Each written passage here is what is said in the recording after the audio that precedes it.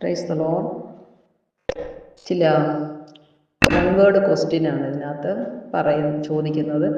ഇത് നന്നായിട്ട് കേൾക്കുക, പഠിക്കുക. ഇങ്ങനെ ആകുമ്പോൾ പെട്ടെന്ന് നമുക്ക് മനസ്സിലാക്കുവാൻ സാധിക്കും. അതുകൊണ്ടാണ് ഒരു 15 ചോദ്യങ്ങളാണ്. ക്രോധത്തെ ശമിപ്പിക്കുന്നത് എന്ത്? മൃദുവായ ഉത്തരം ക്രോധത്തെ ശമിപ്പിക്കും. വീട്ടിലാരെങ്കിലും കോപപ്പെടുകയോ ക്രോധിക്കുകയോ ഒക്കെ ചെയ്യുമ്പോൾ അവരോട് മൃദുവായിട്ട് താഴ്മയോടും ശാന്തതയോടും സംസാരിക്കാനായിട്ട് പഠിക്കുക. അപ്പോൾ വഴക്കില്ലാതെ പോകുന്നതിന് സാധിക്കും.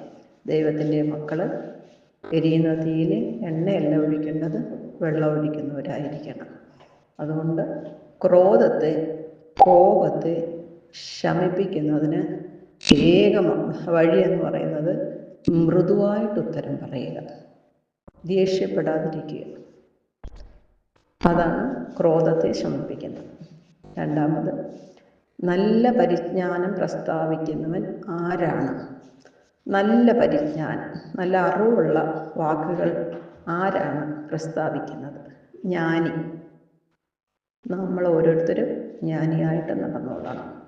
ആരെങ്കിലും പരിജ്ഞാനമില്ലാത്തവർ സംസാരിച്ച് കണ്ടാൽ ആ പരിജ്ഞാനമില്ലാത്തവരെ നമ്മൾ കണ്ടുപിടിക്കുകയും അവർ പരിജ്ഞാനമില്ലാത്തവരാണ്, എനിക്ക് ജ്ഞാനമുണ്ട് എന്നുള്ള രീതിയിൽ ജ്ഞാനത്തോട് അവരോട് ഇടപഴകുക, ജ്ഞാനത്തോട് അവരോട് സംസാരിക്കുക. അതാണ് നല്ല പരിജ്ഞാനം പ്രസ്താവിക്കുന്നതിൻ്റെ ഒരു സാക്ഷ്യം.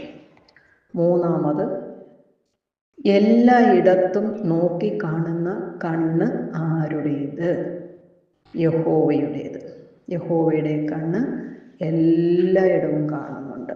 യഹോവയുടെ കണ്ണ് ആരെയൊക്കെ നോക്കിക്കാണുന്നു? ആരെയെല്ലാം നോക്കുന്നു എന്ന് ചോദിക്കുകയാണെങ്കിൽ യഹോവയുടെ കണ്ണ് എല്ലാവരെയും കാണുന്നു.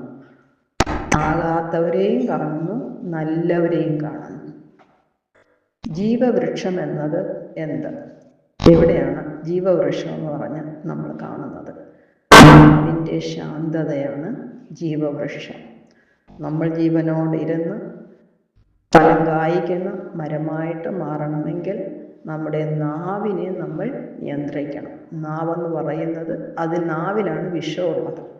വിഷനാവുകളോട് നമ്മൾ ജീവിക്കുകയാണെങ്കിൽ ജീവവൃക്ഷത്തിൻ്റെ ഫലം നമ്മൾക്ക് ലഭിക്കുകയില്ല. ദൈവത്തിൻ്റെ അനുഗ്രഹങ്ങൾ പ്രാപിക്കുന്നതിന് തടസ്സമാകും. അതുകൊണ്ട് നാവിനെ സൂക്ഷിക്കുക, നാവിനെ വിശുദ്ധീകരിക്കുക, ശാന്തതയോട് നാവിനെ സംസാരിക്കാനായിട്ട് പഴക്കുക. അപ്പോൾ നമ്മൾ ജീവവൃക്ഷം എന്നുള്ളത്, നമ്മളൊരു ജീവവൃക്ഷമായിട്ട് നമ്മളെ ദൈവം മാറ്റും. മനോവ്യസനം ഉണ്ടാക്കുന്നത് എന്ത്? എല്ലാവർക്കും ഉണ്ടല്ലോ മനോവ്യസനം, അല്ലേ? അപ്പം നമ്മൾ പറയും, ഞാൻ മാനസികമായിട്ട് തകർന്നിരിക്കുകയാണ്. എന്തുകൊണ്ടാണ് മാനസികമായിട്ട് നമ്മൾ തകരാൻ കാരണം? അതായത് നാവിൻ്റെ വക്രത മനോവ്യസനം ഉണ്ടാക്കുന്നു. അവിടെയും നാവാണ് പറയുന്നത്. നാവിനകത്ത് വക്രത ഉണ്ടെന്നുണ്ടെങ്കിൽ നമുക്ക് തന്നെ അത് വ്യസനം കൊണ്ടുവരും. നമ്മൾ തേടിപ്പോയി മേടിച്ചുകൊണ്ട് വരേണ്ട കാര്യമില്ല. നമ്മുടെ നാവിനകത്തുള്ള വക്രതയാണ് നമുക്ക് മനോവ്യസനം ഉണ്ടാക്കുന്നത്. അപ്പൻ്റെ പ്രബോധനം നിരസിക്കുന്നവൻ ആരാണ്?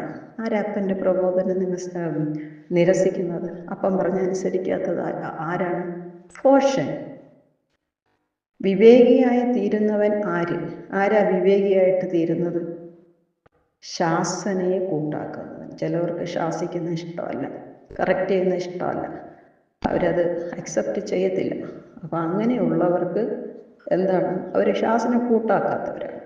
അപ്പോൾ അവർ വിവേകിയായിട്ട് തീരാനായിട്ട് പറ്റത്തില്ല. അവിവേകിയായിട്ട് മാത്രമേ ജീവിക്കാൻ പറ്റത്തുള്ളൂ. അതുകൊണ്ട് വിവേകിയായി തീരണമെന്നുണ്ടെങ്കിൽ എന്ത് ചെയ്യണം? മാതാപിതാക്കൾ പറയുന്നത്, മൂത്തവർ പറയുന്നത്, പാസ്റ്റർമാർ പറഞ്ഞു തരുന്നത്, വിവേകമുള്ളവർ പറഞ്ഞു തരുന്ന ചില കാര്യങ്ങൾ നമ്മൾ തെറ്റുണ്ടെന്നുണ്ടെങ്കിൽ അവർ ശാസിക്കും. ഉടനെ അതിനെ തിരുത്തുക, അതിനെ സ്വീകരിക്കുക, മാറുക. അപ്പം ശാസനയെ കൂട്ടാക്കുന്നവരാണ് വിവേകി. അപ്പം നമ്മൾ വിവേകികളുടെ കൂട്ടത്തിലേക്ക് നമ്മൾ വരും. വളരെ നിക്ഷേപമുള്ള വീട് ഏതാണ്? ആരുടെ വീടാണ്? നീതിമാന്റെ വീട്. നീതിമാന്റെ വീട്ടിൽ വളരെ നിക്ഷേപമുണ്ട് എന്ന് ദൈവവചനം പറയുന്നു. നമ്മുടെ വീട്ടിൽ ആത്മീയമായിട്ടുള്ള നിക്ഷേപവും ഭൗതികമായിട്ടുള്ള നിക്ഷേപവും ഈ സാമ്പത്തികമായിട്ട് എല്ലാ വിധത്തിലുമുള്ള നിക്ഷേപം നമ്മുടെ ഭവനത്തിൽ ഉണ്ടാകണമെങ്കിൽ നമ്മുടെ വീട് എങ്ങനെയുള്ളതായിരിക്കണം? നീതിയുള്ളതായിരിക്കണം. നീതിയുള്ള വീടായിട്ട് മാറണമെന്നുണ്ടെങ്കിൽ നമ്മൾ നീതി പ്രവർത്തിച്ച് നീതിമാന്മാരായിട്ട് ദൈവത്തിൻ്റെ തിരുസന്നിധിയിൽ നമ്മൾ ആയിരിക്കണം. അപ്പോൾ നമ്മുടെ വീടിൽ നിക്ഷേപം കൊണ്ട് ദൈവം നിറയ്ക്കും. ആരുടെ ആദായത്തിലാണ് അനർത്ഥമുള്ളത്? അനർത്ഥമുണ്ട് അല്ലേ? ആരുടെ ആദായത്തിലാണ് അനർത്ഥമുള്ളത്? ദുഷ്ടൻ്റെ ആദായത്തിൽ. പരിജ്ഞാനം വിതറുന്ന അധരങ്ങൾ ആരുടേതാണ്? ജ്ഞാനികളുടേത്. ജ്ഞാനിയുടെ വാക്കുകളിൽ നിന്ന് പരിജ്ഞാനമായിട്ടുള്ള നല്ല സംഭാഷണങ്ങളും വാക്കുകളും അവരുടെ നാവിൽ നിന്ന് വരും. ആരുടെ നാവിൽ നിന്ന്? പരിജ്ഞാനമുള്ള ജ്ഞാനികളുടെ നാവിൽ നിന്ന് വരും. യഹോവയ്ക്ക് വെറുപ്പായ യാഗം ആരുടേത്? ദുഷ്ടൻ്റെ യാഗം. ദുഷ്ടൻ്റെ യാഗം യഹോവയ്ക്ക് വെറുപ്പാകും. നീതിമാന്റെ യാഗം പ്രസാദവുമാകും. ദൈവത്തിന് പ്രസാദമുള്ള പ്രാർത്ഥന ആരുടേത്? നേരുള്ളവരുടെ പ്രാർത്ഥന ദൈവത്തിന് പ്രസാദമാണ്. കർത്താവിന് ഇഷ്ടമാരുടെ പ്രാർത്ഥനയാണ്?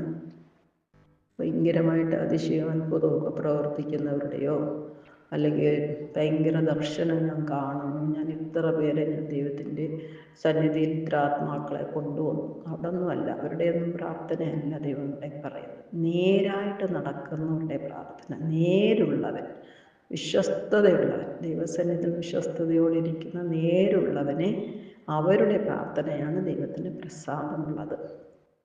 പ്രാർത്ഥനയിലും പ്രസാദമുണ്ട് നോക്കിക്കൊള്ളണം കർത്താവായ ദൈവം. ഓരോരുത്തരുടെയും പ്രാർത്ഥന, എല്ലാവരുടെയും പ്രാർത്ഥന ദൈവം കേൾക്കുന്നുണ്ടെങ്കിലും ദൈവത്തിന് പ്രസാദമുള്ള പ്രാർത്ഥന ആരുടേതെന്നാണ് ഇവിടെ പറയുന്നത്. ദൈവത്തിന് പ്രസാദമുള്ളവരുടെ പ്രാർത്ഥന, നേരുള്ളവരുടെ പ്രാർത്ഥനയിലാണ് ദൈവം പ്രസാദിക്കുന്നത്.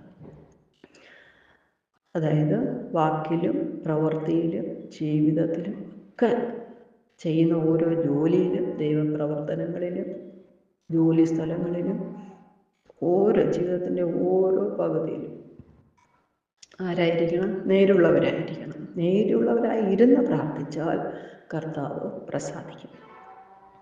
യഹോവയ്ക്ക് വെറുപ്പായവ എന്ത്? ദുഷ്ടന്മാരുടെ വഴി. ദുഷ്ടന്മാരുടെ വഴി യഹോവയ്ക്ക് വെറുപ്പാകുന്നു. ദുഷ്ടൻ നേരായിട്ടുള്ള വഴിയിൽ നടക്കുന്നുണ്ടോ? ഇല്ല. നേരായി നടക്കാത്ത ദുഷ്ടൻ്റെ വഴിയെ ദൈവം വെറുക്കുന്നു. 10. യഹോവ സ്നേഹിക്കുന്നത് ആരെ? യഹോവ എല്ലാവരെയും സ്നേഹിക്കുന്നുണ്ട് അല്ലേ? ദൈവസ്നേഹമാകുന്നു എന്ന് നമുക്കറിയാം. എന്നാൽ യഹോവ പ്രത്യേകമായിട്ട് സ്നേഹിക്കുന്നവരുണ്ട്. ആരെ? നീതിയെ പിന്തുടരുന്നവരെ യഹോവ സ്നേഹിക്കുന്നു. കർത്താവായ ദൈവം നീതിമാനായതുകൊണ്ട് നീതിയെ പിന്തുടരുന്നു. നീതിയെ പിന്തുടരുന്നവൻ നീതിമാനായ ദൈവത്തിനെ പിന്തുടരുന്നു. അപ്പോൾ തൻ്റെ പാതയെ പിന്തുടരുന്നവരെയും കർത്താവ് ചെയ്യുന്ന നീതി പ്രവർത്തനങ്ങൾ അത് കണ്ട് പഠിച്ചതുപോലെ ചെയ്യുന്നവരെയും കർത്താവ് സ്നേഹിക്കുന്നു. Praise the Lord. കർത്താവ് നമ്മളെ സ്നേഹിക്കണമെന്നുണ്ടെങ്കിൽ നമ്മൾ നീതി പ്രവൃത്തികൾ ചെയ്യണം. കർത്താവായ ദൈവത്തിൻ്റെ വഴികളെ അനുഗമിക്കണം. കർത്താവായ ദൈവം എന്തെല്ലാം നല്ല നന്മകൾ ചെയ്തിട്ടുണ്ടോ അതുപോലെ നമ്മൾ ചെയ്യുവാനായിട്ട് പ്രയത്നിക്കണം, പ്രാർത്ഥിക്കണം. ഈ വാക്കുകളെല്ലാം കാണാതെ പഠിക്കുക. ആരുടെ എവിടെയെങ്കിലും പോവുകയാണെങ്കിൽ ഈ വാക്കുകളിലൂടെ സംസാരിക്കുക. നിങ്ങളുടെ ജീവിതത്തിൽ ഇതിനെ അപ്ലൈ ചെയ്യുക. നീതിയുള്ളവരായിട്ട് മാറുക. ദുഷ്ടൻ്റെ സ്വഭാവങ്ങളൊന്നും നിങ്ങൾ ഉണ്ടാകാതിരിക്കാൻ ദൈവം അനുഗ്രഹിക്കട്ടെ. ജ്ഞാനിയായിട്ട് മാറുക, പരിജ്ഞാനമുള്ളവരായിട്ട് മാറുക, നാവിനെ നിയന്ത്രിക്കുക, ജീവിതത്തിലെ മനോവ്യസനങ്ങളും വേദനകളും വരാതിരിക്കുന്നതിന് നാവിൽ നിന്ന് വക്രത എടുത്ത് മാറ്റുക. ജീവവൃക്ഷമുള്ള ഫലം തരുന്ന കനിയായിട്ട് മാറുവാനായിട്ട് ശാന്തതയുള്ള നാവുകൾ ദൈവം നിങ്ങൾക്ക് തരട്ടെ. കർത്താവായ യഹോവയുടെ കണ്ണുകൾ നമ്മളെ നോക്കി കാണുമ്പോൾ അവന് പ്രസാദമുള്ളവരായിട്ട് മാറുവാൻ തക്കോണം നേരുള്ളവരായിരിക്കാനായിട്ട് ശ്രമിക്കുക. സർവശക്തനായ ദൈവം നിങ്ങളെ അനുഗ്രഹിക്കട്ടെ. Praise the Lord. God bless you.